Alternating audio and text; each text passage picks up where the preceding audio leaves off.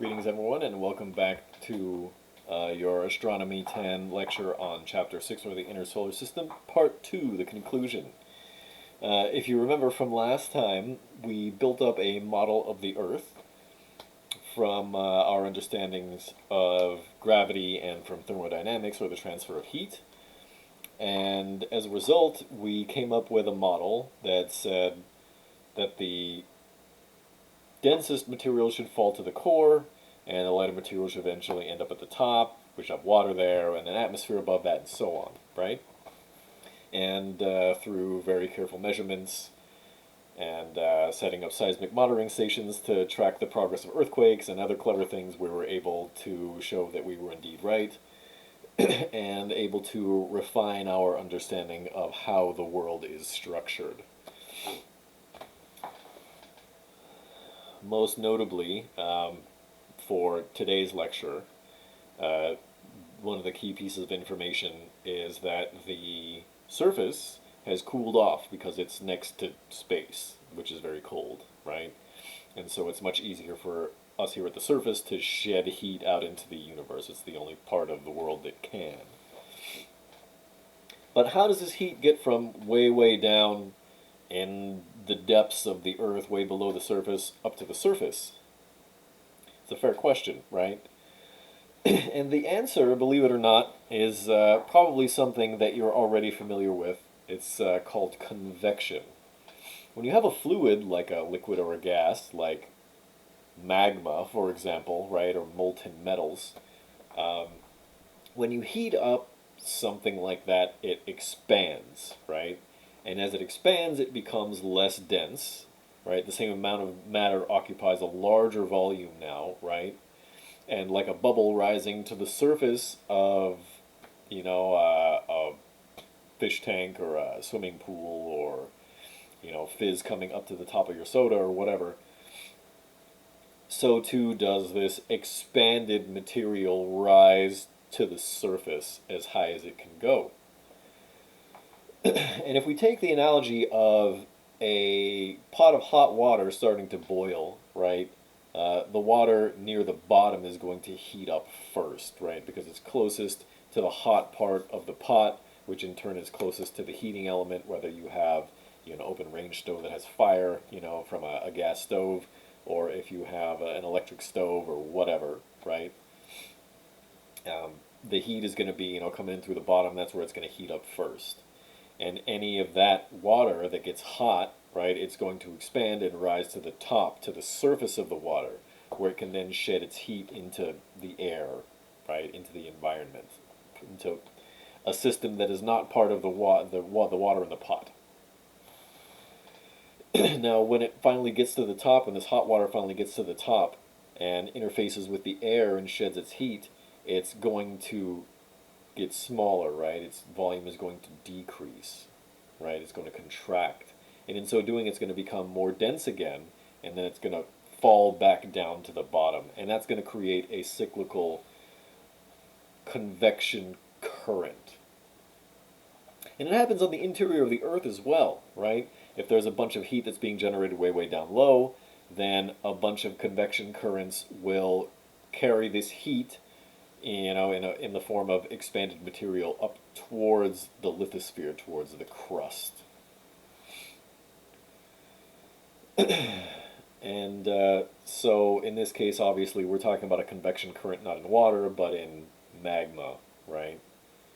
We call it lava because it's below the surface of the Earth, because it's below the crust, right? Anything that's above the crust is lava, and anything below the crust is magma. Excuse me. In any case, this magma, right, and its convection current will take the heat from a lower region below the surface of the Earth up to like the crust, or the lithosphere, right? Now, before we go any further, it behooves us to talk a little bit about the Earth's magnetic field, because that's going to become important in a little bit. We're probably already familiar with the fact that it exists, because there are things like the Van Allen radiation belts, right, which protect us from Actually, those are just excited as the result of, what do you call it? The solar winds, right? The Van Allen radiation belts are these huge bands of space around the Earth. But also, in the northern hemisphere, there's the aurora borealis, and in the southern hemisphere, there's the aurora australis. And there's a nice picture of the aurora australis in today's image bank. In any case, we need to talk about some of the basic fundamentals of electricity and magnetism before we can talk about how the Earth generates its magnetic field. So you don't have to know any of these equations, but I want you to get exposed to them at least once so you know that they exist and what they are. These are called Maxwell's equations, and James Clerk Maxwell put all of this together from various sources and helped us really puzzle out the crazy puzzle that is electricity and magnetism.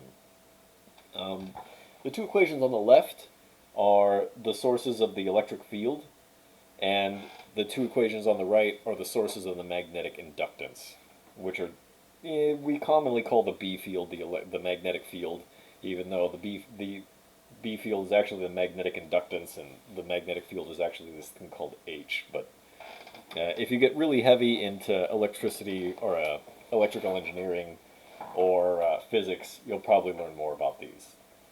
But suffice to say that there are a couple of sources for an electric field or a magnetic field. This equation here says that one of the sources, of the electric field, right?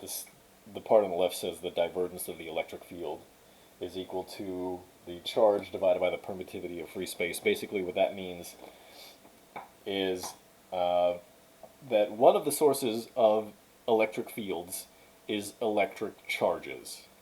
And that might seem kind of simple and straightforward, and hopefully it does, but it needs to be stated, right?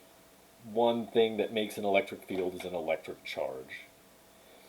The bottom one here, the curl of the electric field, comes from the partial time derivative of the magnetic inductance. What that means is a changing magnetic field can also create an electric field. Okay? This one, what this means is there are no magnetic monopoles. And what that means is that if there's any magnetic field anywhere, right? If you have any kind of magnet, it always has a north pole and a south pole. Now sometimes they bend the magnet so that both of the poles are facing something so that you can get a cyclical current, pick things up with it or whatever, but there's no such thing as a magnet that only has a north pole. If you have a north pole on a magnet, you also have to have a south pole. The two must exist together. This says that the sources of the magnetic field are currents, or moving charges, and also changing electric fields. Now this is the piece that we're really going to be concerned with, that one of the sources of a magnetic field is a current, right, or a bunch of moving charges. And if we want to think about what can possibly cause moving charges below the surface of the Earth or in the interior of the Earth, if you want to think about all of the molten rocks and especially the molten metals, right? Metals generally have a lot of electrons and stuff in them, a lot of charges. And when you have a bunch of molten charges moving, that basically acts like a huge current, right? If you're talking about tons and tons and tons of molten metals swirling around, right, making convection currents, for example, then what you've got is a bunch of currents. And currents cause magnetic fields. And that's sort of the short version on why the Earth has a magnetic field.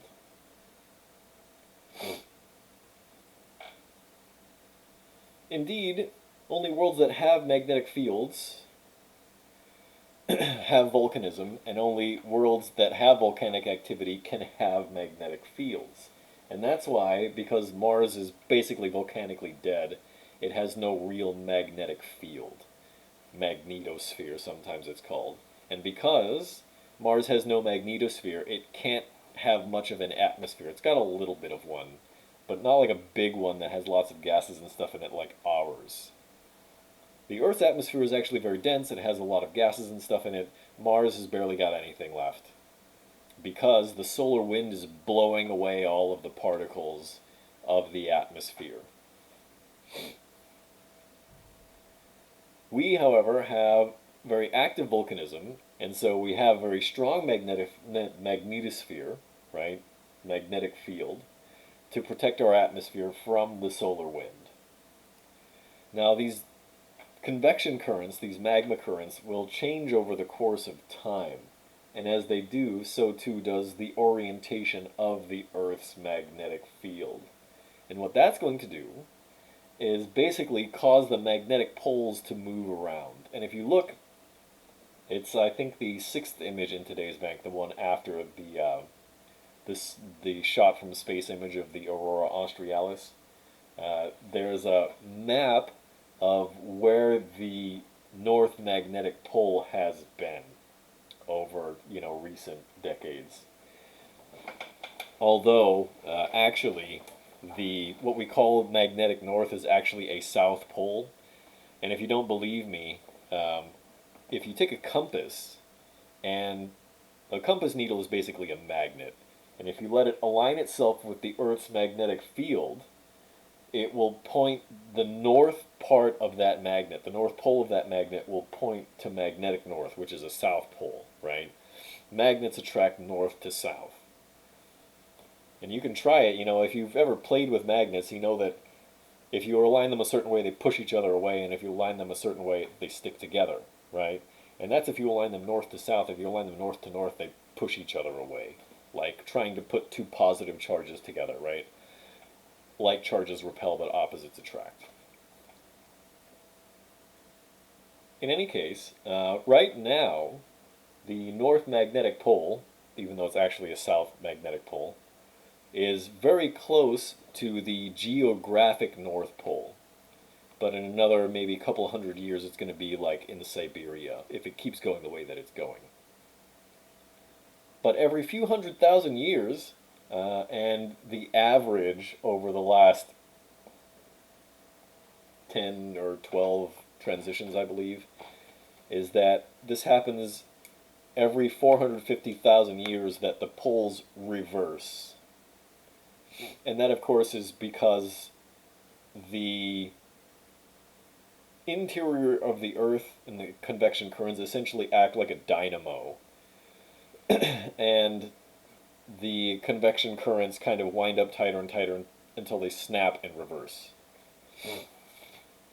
And as we're going to see in the coming weeks, the sun actually kind of does something similar. In any case, but this hot material, this magma and lava, doesn't usually go all the way to the surface, right? It only goes all the way to the surface in places like Hawaii, what most of us call Hawaii, right? And a handful of, other places on the Earth where there are active volcanoes. And so if there's tons of convection currents, such that we have a very strong magnetic field, there's tons of heat, right? How is it getting to the surface then if it's not getting all the way to the surface from volcanoes? Well, this hot material is more likely to reach the bottom of the oceans, since the oceans cover about 70% of the planet's surface, and most of the area in between tectonic plates, the big chunks of rock that most of the surface world is resting on.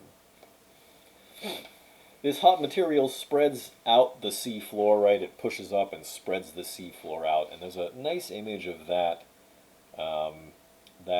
It's the one after the image that tracks the magnetic North Pole, like the 8th image or something.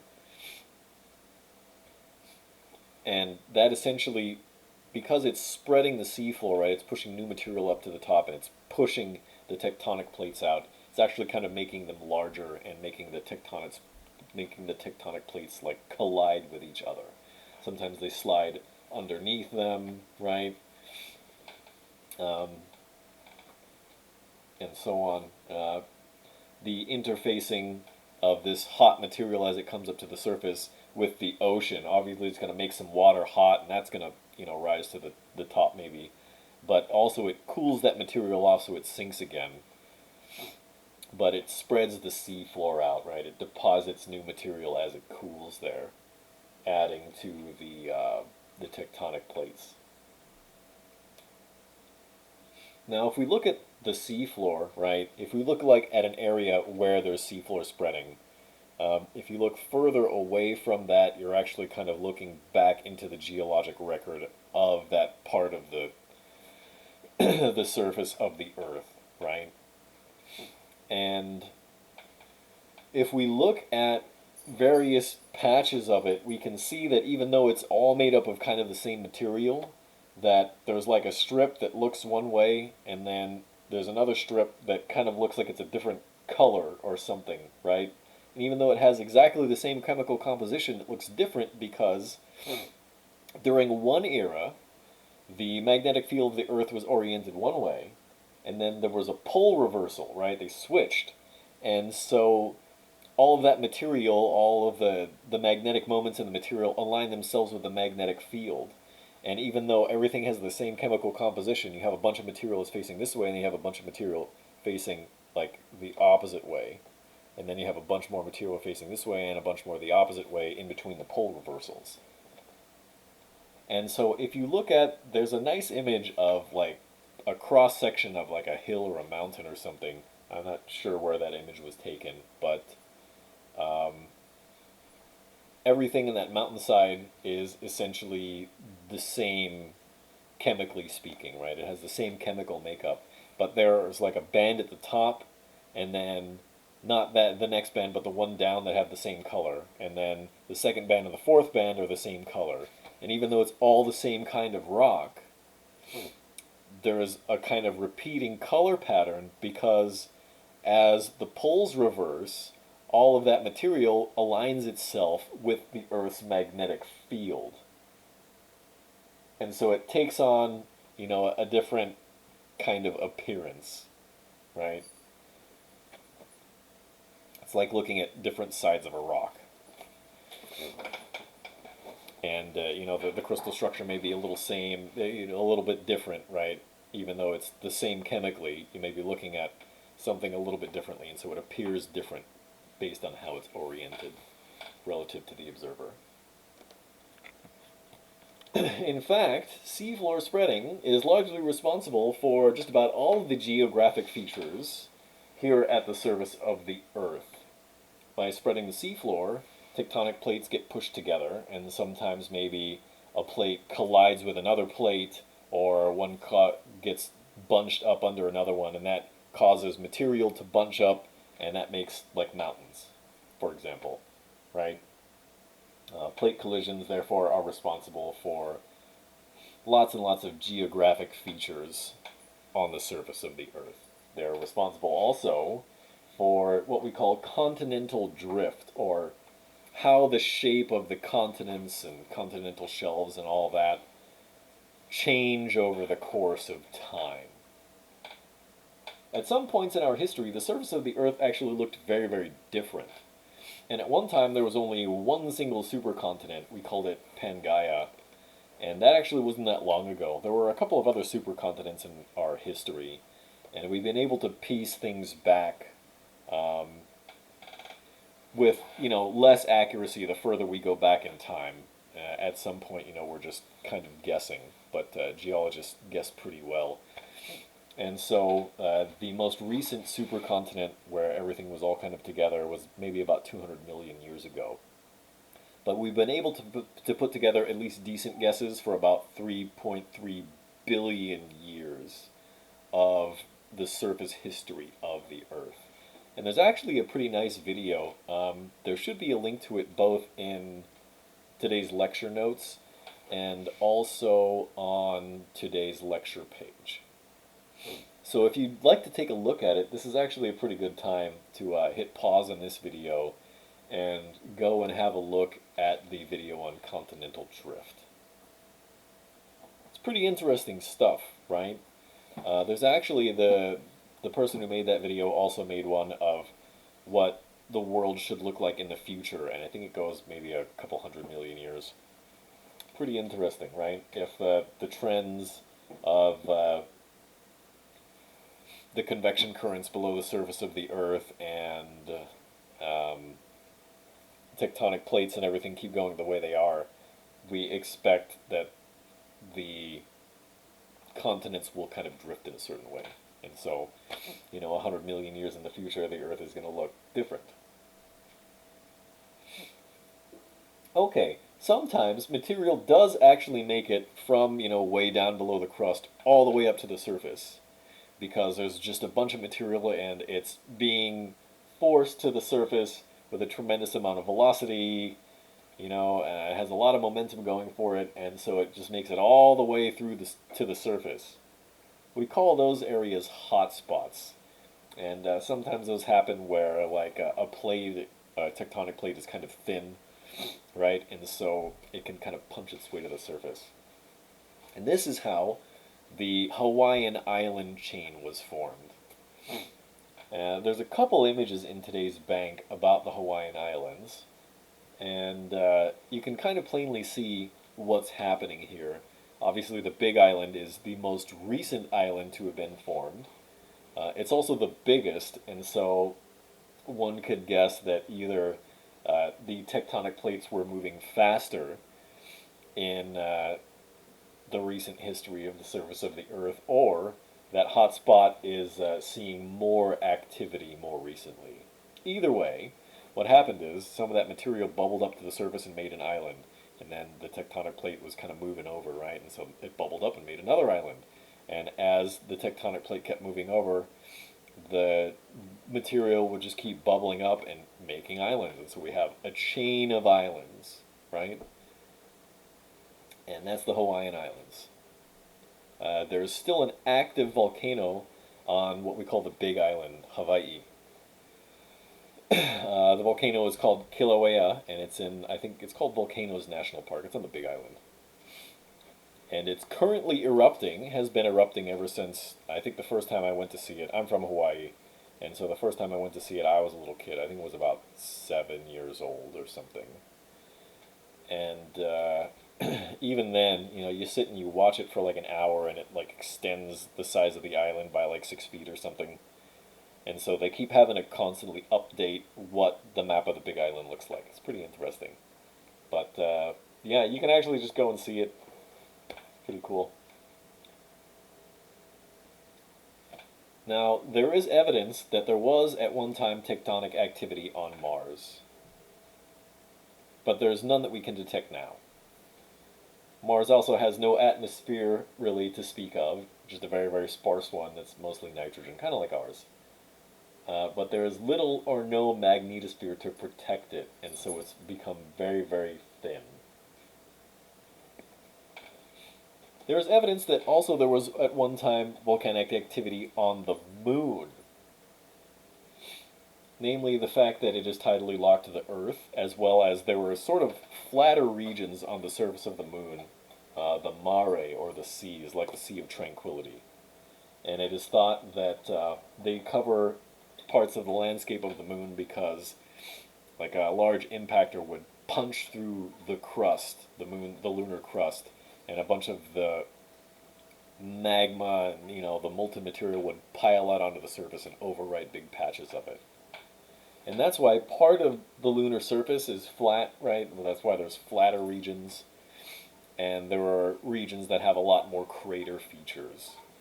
Even though basically, because the Moon is, pretty old, several billion years old, right? It's been around since the solar system was much, much younger. It should essentially have kind of an even distribution of crater features all across its surface, but it doesn't, right? These mare cover a few regions of the lunar surface, and that's evidence that at one time there used to be volcanic activity on the moon. But volcanic activity, even though it makes interesting things like that volcanic rock, the thing with the bunch of the holes and stuff in it, um, while volcanic activity can definitely cause certain features to exist on the surface of a planet, it's not the only thing that can make features on the surface of a planet. There is also erosion, right, that can cause sort of geologic features. And one of the leading causes of erosion are obviously fluids, things like water. Water can erode solid material, right? It takes kind of a long time, but as long as the water keeps flowing, right? Remember, the water cycle says that basically the amount of water on the surface of a world basically stays the same, right? It's basically a conserved quantity. And so, the water may rain down and whatever, but eventually it'll go back to the start of the river and start flowing again. And if that river happens to cut through a landscape, like the Colorado River cuts through parts of, Arizona, right? Then it makes features like the Grand Canyon. Interesting stuff, right? So, like the master Bruce Lee says, be like water. But there are also erosion features that can happen as the result of things like wind, right? Wind can cause erosion as well, even though maybe it won't appear as obvious, right? But there's a picture of wind erosion from the surface of Mars in there as well. Now, before we go any further, it behooves us to discuss what's important about our own atmosphere and how the human race altering it is affecting our chances at survival, right? It's not exactly going incredibly well for us right now because the amount of pollution and things that we're putting into our own planet, into our own atmosphere, our oceans, and so on, are causing lots of problems for us. Namely, greenhouse gases are causing this runaway greenhouse effect leading to climate change and global warming. Now, most of the information that I'm going to give you comes from climate.nasa.gov. It's about as good an authority, a scientific authority as you're going to find anywhere in the world. This is all fact, okay? And anyone who tries to tell you anything other than what I'm about to tell you probably has ties to industry. The scientific community at large, pretty much the world over, all agrees with all of the things that I am about to tell you. Okay, so if anybody tries to tell you anything that contradicts what I'm saying, they've either been brainwashed by people who are making money on it, or they're probably making money on it, right? Lots of corporations are making money on a lot of the things that are causing pollution, right? By not making plastics that are recyclable or burning fossil fuels and things like that. So let's talk a little bit about what the greenhouse effect is and how it affects life here on Earth. There's a nice image in the image bank, but also there's a nice animation at climate.nasa.gov. Essentially, light will come from the sun and it'll reach the surface of the Earth, right? And some of that light will get kind of absorbed by the surface of the Earth and warm it up. But some of it will get reflected, right? Now, if there are a lot of greenhouse gases in the atmosphere, like carbon dioxide or methane, then some of that light that gets reflected kind of gets re-reflected back to the Earth and like warms the air and the surface. And we kind of get a runaway greenhouse heating effect. And the more greenhouse gases that we have in the atmosphere, the more the Earth is going to get warmed up. Now, as a society, we've increased the amount of carbon dioxide in our own atmosphere compared to what it was naturally by almost 50% since, I think, the Industrial Revolution. That was, a couple hundred years ago, but we've put way more carbon dioxide into the atmosphere than nature can deal with. And that's a problem, right? And that's to say nothing of the amount of gases like methane from like pig farms and things like that, and nitrous oxide and chlorofluorocarbons, which back in like the 80s and 90s, we used to put a lot of that stuff into our air conditioning units, right? People had hairspray with CFCs in it and stuff.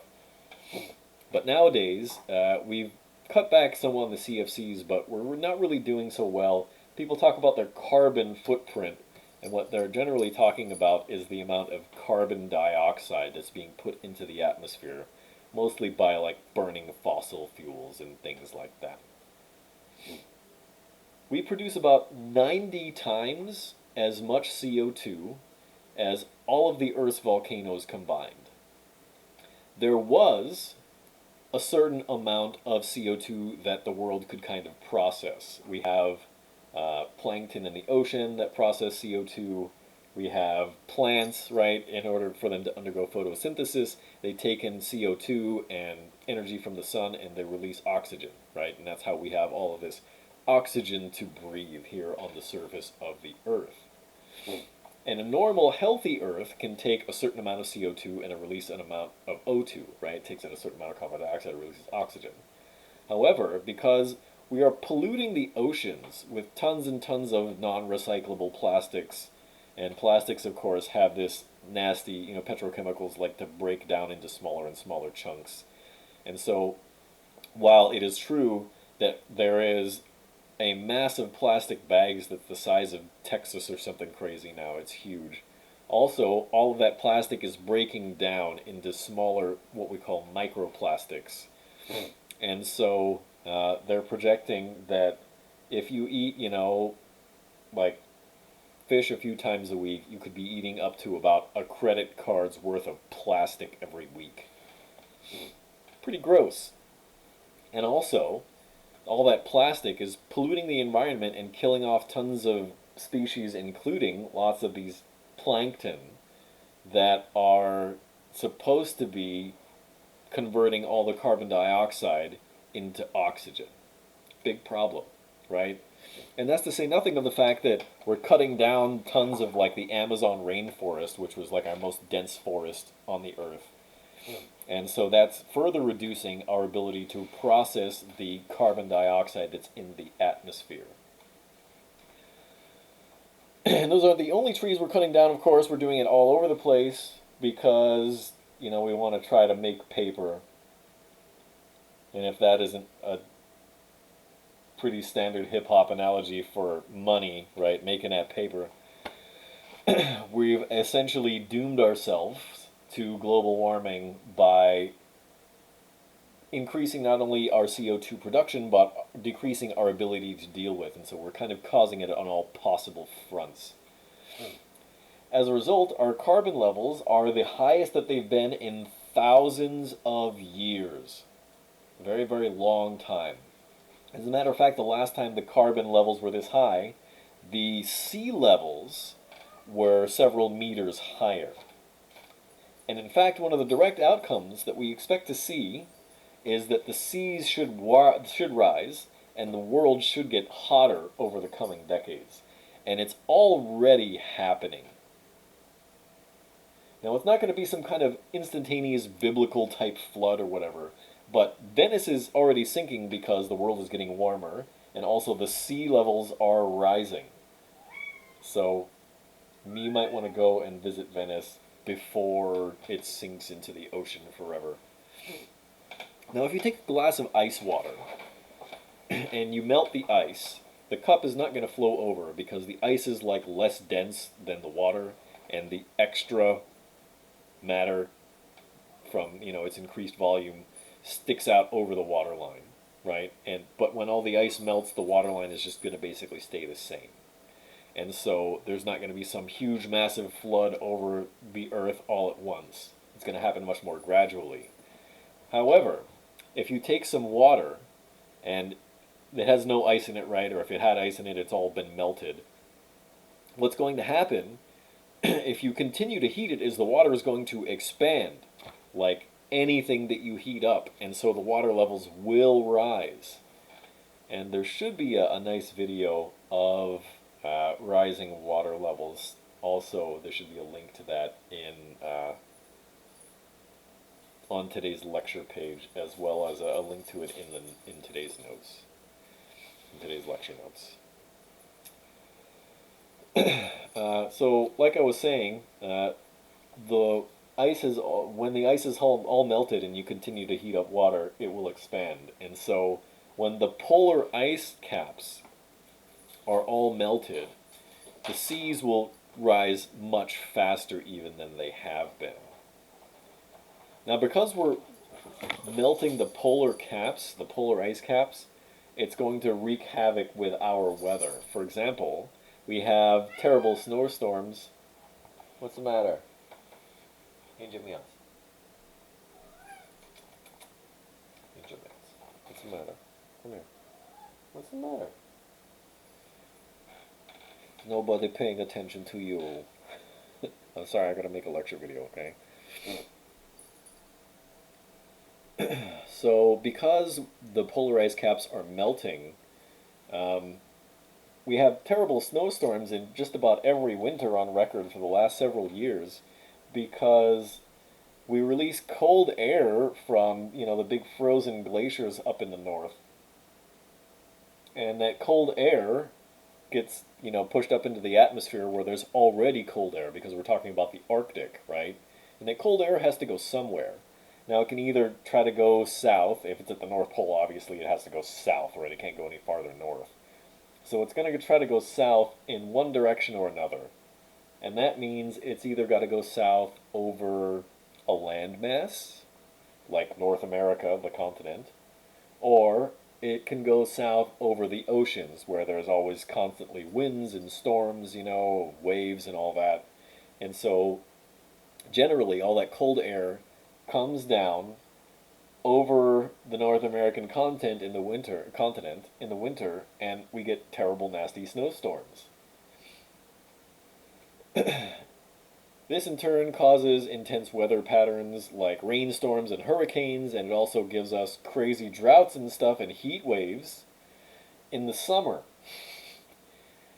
And so lots of, the nutball naysayers will try to tell you that the world is not undergoing global warming because we still have winters, and that's not how it works, because people like that are going to try to conflate weather patterns with climate change, and the two are very, very different.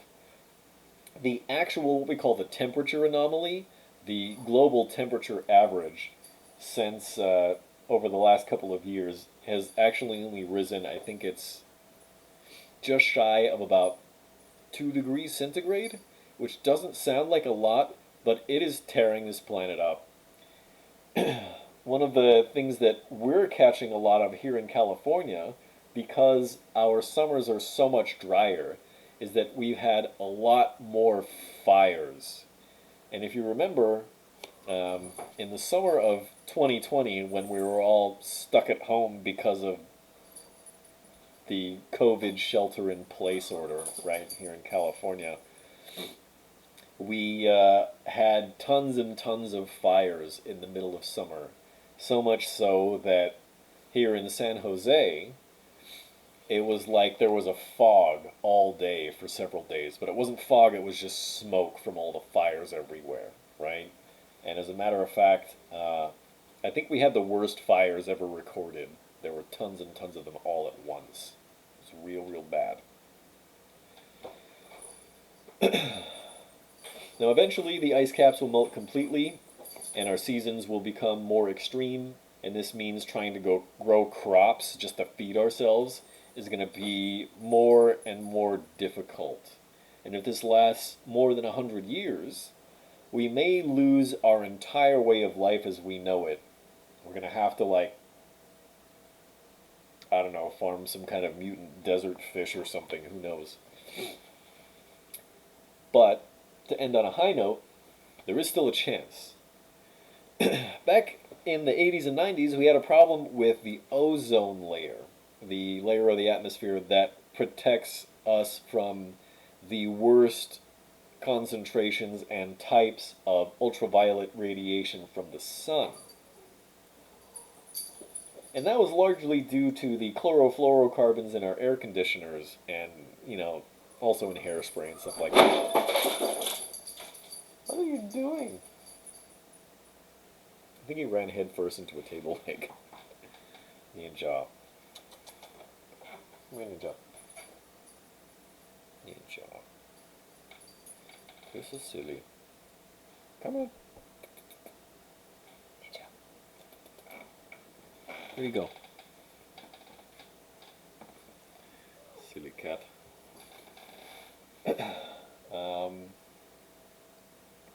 In any case, we stopped using CFCs, chlorofluorocarbons, in our air conditioners and took them out of our hairsprays. And not that long afterwards, about 10 years or so afterwards, we realized that the hole in the ozone layer was starting to close itself. Now it's still there, right? We still have an ozone layer problem, and so we're still not using CFCs. And hopefully we have the common sense never to use them again. And so if we stop polluting the world, if we start using non-recyclable, or stop using non-recyclable products, right? Only use things that we can recycle. If we clean up our oceans, if we drive electric cars, if we live sustainably, and we all do our part, we just might get out of this one alive. So that's your homework for the weekend. Go and save the world. Okay? That concludes today's lecture, and I hope you enjoyed today's lecture as much as I have enjoyed giving it. And if you have questions, please get a hold of me through the normal channels. Otherwise, I will see you next time.